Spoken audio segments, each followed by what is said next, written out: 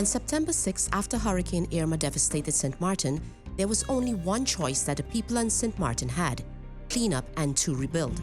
Showing remarkable resilience after Irma, St. Martin had made steady progress since the hurricane. Government took the lead and steered St. Martin in the direction of recovery and rebuilding. St. Martin is going through some tough times.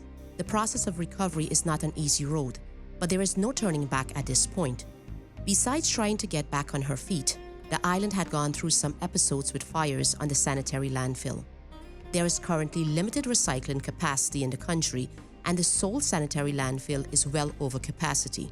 This presents a significant health risk to the people of St. Martin, as well as a risk to the economy's prime sector, tourism. Acute measures were taken by government to subdue the fire activities and prepare the recovery operation. In January of 2019, a team from Rivm, the National Institute for Public Health and the Environment, traveled to St. Martin to make measurements and to take samples at various locations around the landfill in Phillipsburg. The measurements and samples are needed to estimate potential risks to the health of people in the vicinity of the landfill. The measurements and risk assessment were carried out at the instruction of St. Martin's Ministry of Public Housing, Spatial Planning, Environment and Infrastructure. Dcom spoke with head of the Department of Public Housing, Environment, Spatial Planning and Infrastructure, Claudius Bunkamper, who explained the current situation and the need to have the scientific work of Rivm carried out around the dump. The sanitary landfill had a serious outbreak of fires, first in 2011, 2012 era, then 2014 we had a lot of outbreaks of fires again. And then after the hurricane in 2017, the fires really got serious, and we have had some fires that lasted for days. I mean, like we had a February fire on the Irma landfill that lasted 5 days, that also led to the evacuation of the government building, closure for the buildings for a few days because of the significant smoke that was hanging around. The public started to also feel that their health was being targeted because of these smokes, and naturally there were also groups out there that most probably in their rights to take government to courts and say that, listen, we feel that the health of the people of St. Martin is being targeted because of the smokes from the landfill, not only with the fires but also with smoldering of the landfill. Remember, the landfill is a coal keel. It has been so. It is there for 47 years. It's nothing new that came last week or with this government or the previous government. It is there for 47 years.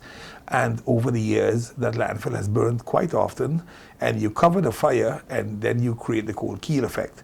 And that has continued burning, so the smoldering is something that is still ongoing. We brought in a team from the World Bank that came to look at how are we going to do the fire suppression. Now, a lot of measurements were taken by that team, but those measurements were very specifically taken to see what the firefighters, when they come down to fight the suppression, to do the suppression, what kind of gases and what kind of conditions they were going to encounter.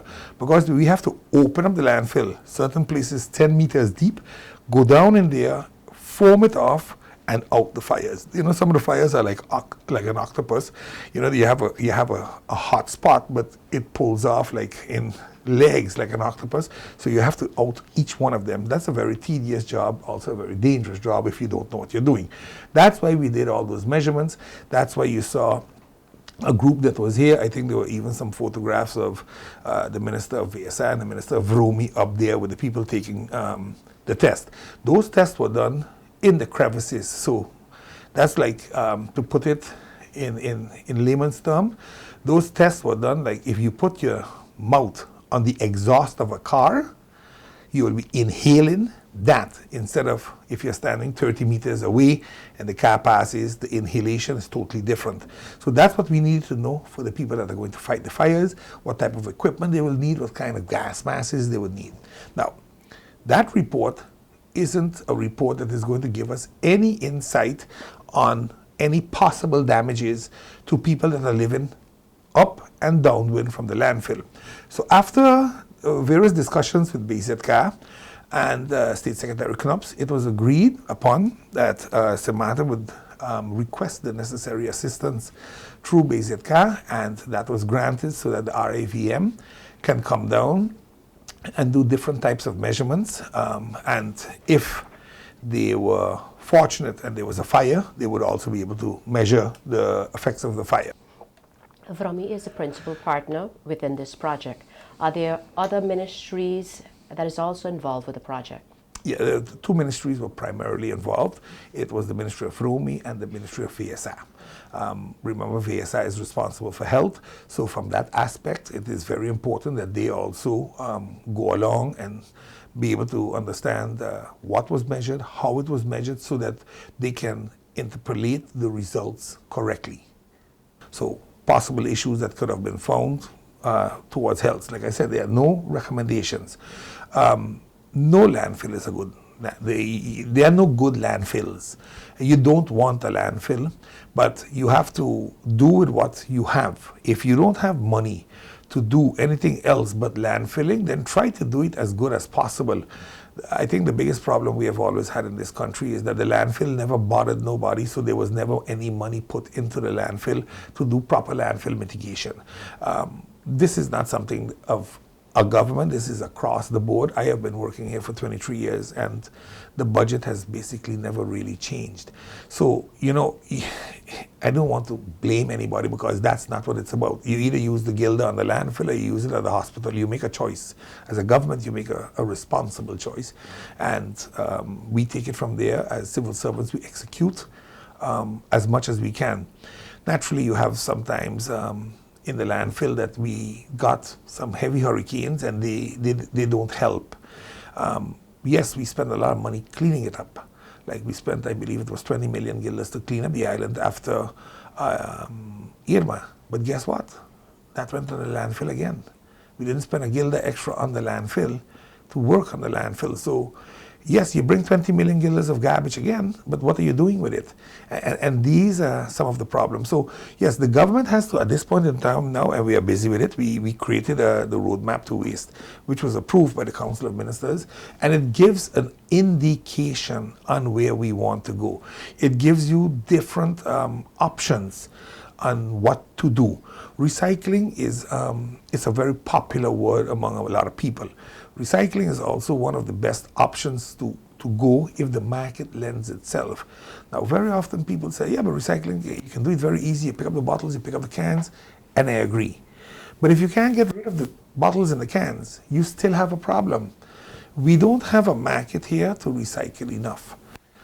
Plastic, for example, is a market that I am very interested in right now as ministry, and we are talking to various stakeholders on the island.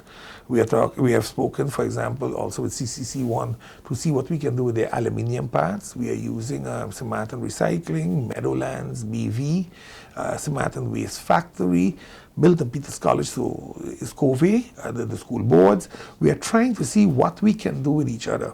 And we want to create, for example, a brick program. Pick up all the plastic, melt it, make bricks. Let's use them in the districts, you know, to beautify sidewalks or whatever. Find something to do with the product, because if you do find it, you didn't only recycle, you reused.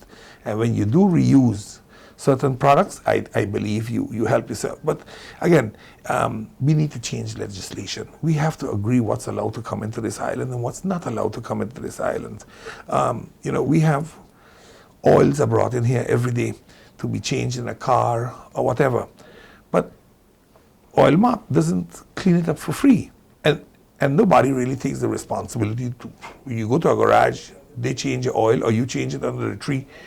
The environment is going to suffer at the end of the day because we just don't have that discipline. I don't want to send knowledge because I think people are smart enough to know what's right or wrong. I don't think we have the discipline at this point in time to really take care of our environment, you know. So in that sense, there's going to have to be a very serious awareness campaign, but it has to be a holistic approach. It cannot be just that government has to do it. If the other stakeholders don't participate, then it's dead upon arrival, you know. So I really hope that we get all players on board and they really see the dangers of a landfill. because that's what it is right now. Every landfill is an issue, be it in St. Martin, be it throughout the Caribbean, be it in England, one of the countries with the most landfills in the world, or be it in America. Landfills are very difficult to maintain if you never did nothing before. So to mitigate here now and go and fix this and say, okay, I'm going to take care of it, I don't think the World Bank brought enough money with them for this project to be able to do that. So yes, we are going to be able to do certain things, but we are going to have to do some kind of review on the approaches. So, I really hope that we take what we have, work it out, that we can really use it and go with it. You mentioned that government is presently managing the landfill. What type of procedures have been put in place in regards to persons that are using the landfill? We are more vigilant right now. We are trying to really keep as many cars off of the landfill as possible. So we have removed people that are scavenging up there to a great extent. We have one or two companies that have a license to recycle, and we told them, listen, we are going to set up a criteria how your personnel has to be dressed, safety precautions, safety shoes, gloves, goggles, those type of things, hats, a coverall, that you're decently protected. And we allow them then to remove aluminium.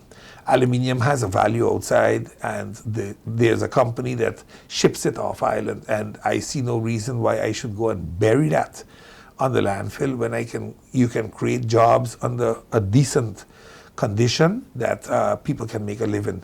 It isn't to say that we have jobs hanging around here that everybody can do. Some jobs are dirtier than the other, but at the end of the day, they put food on the table. So, in that aspect, we opted to look at it from that direction also. And from the project of the World Bank, what is the cost to fund this particular research?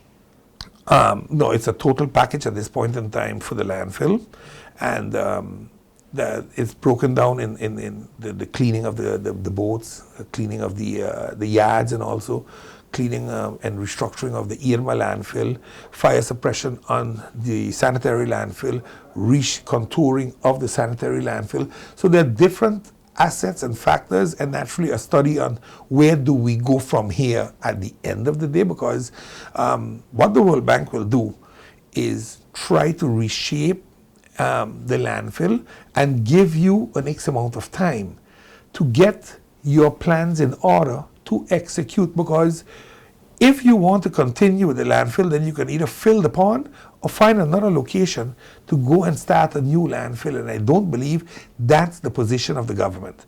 The government is going to have to find a position, find a solution, not a position, because they have a position already, and we want to get rid of the landfills.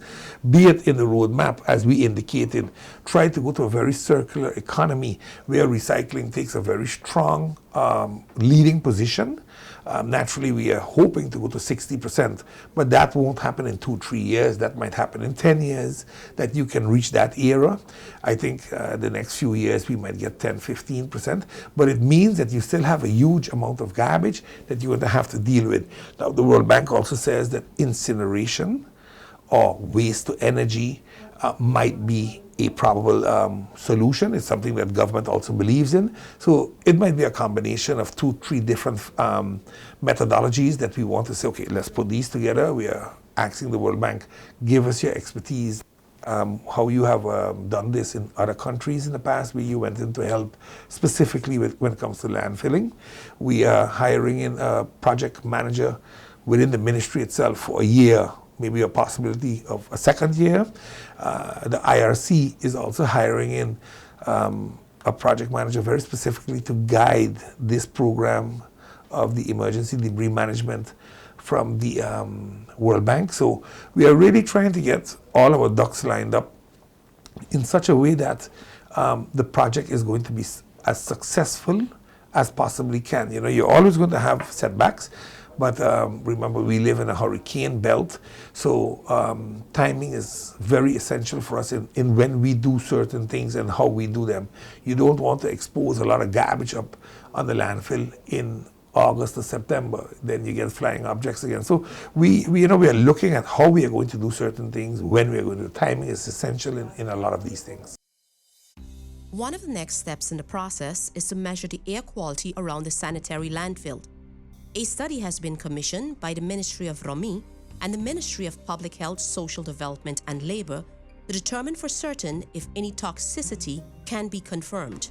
The company to execute this is the National Institute for Public Health and the Environment, Rivm, based in the Netherlands.